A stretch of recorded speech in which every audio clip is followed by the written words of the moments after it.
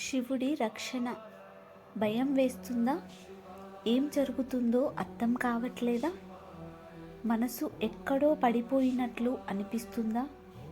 విను, ఇది యాదృచ్ఛికం కాదు.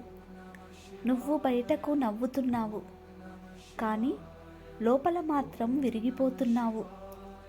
చుట్టూ చాలామంది ఉన్నా నిజంగా నిన్ను అర్థం చేసుకునేవారు లేరని అనిపిస్తుంది.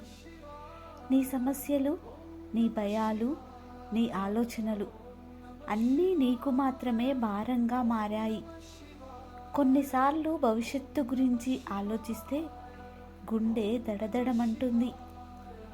ఏదో చెడు జరుగుతుందేమో, నా జీవితం ఎక్కడికి వెళ్ళిపోతుందో అనే భయం వెంటాడుతుంది.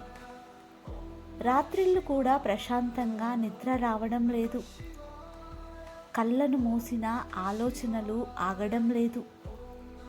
చివరికి నువ్వు నిశ్శబ్దంగా లోపలే ఒక ప్రార్థన చేశావు, దేవుడా నన్ను కాపాడు అని.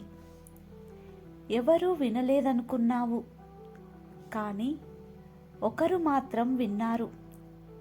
నువ్వు చూడకపోయినా నీ పక్కనే నిలబడి ఉన్నారు. నీ ప్రతి కన్నీరు, నీ ప్రతి భయం, నీ ప్రతి నిశ్శబ్దపు అరుపు శివుడికి వినిపించింది. నువ్వు పడిపోకుండా అదృశ్యంగా నిన్ను పట్టుకున్నాడు. నీ జీవితంలో జరగాల్సిన చాలా ప్రమాదాలను ఆయన ముందే ఆపేశాడు. నీకు తెలియకుండానే ఎన్నో చెడు పరిస్థితుల నుండి నిన్ను బయటకు తీసుకువచ్చాడు. కొన్ని తలుపులు మూసుకుపోయాయి కదా, అది శిక్ష కాదు, రక్షణ. శివుడి రక్షణలో ఉన్నవాడివి ఎవ్వరూ కూల్చలేరు. నీపై ఆయన కళ్ళు ఉన్నాయి. నీకోసం ఆయన సమయం వేచి ఉంది. ఈరోజు నువ్వు భయపడుతున్నదే రేపు నీ బలం అవుతుంది.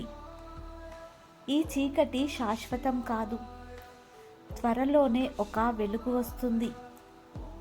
నీ జీవితంలో అన్నీ సరిగా పడే రోజు దగ్గరలోనే ఉంది.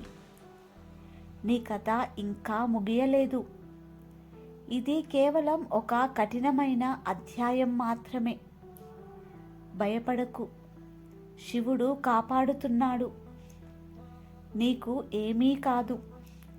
ఈ వీడియో నీకు కారణం లేకుండా రాలేదు. భయపడకు,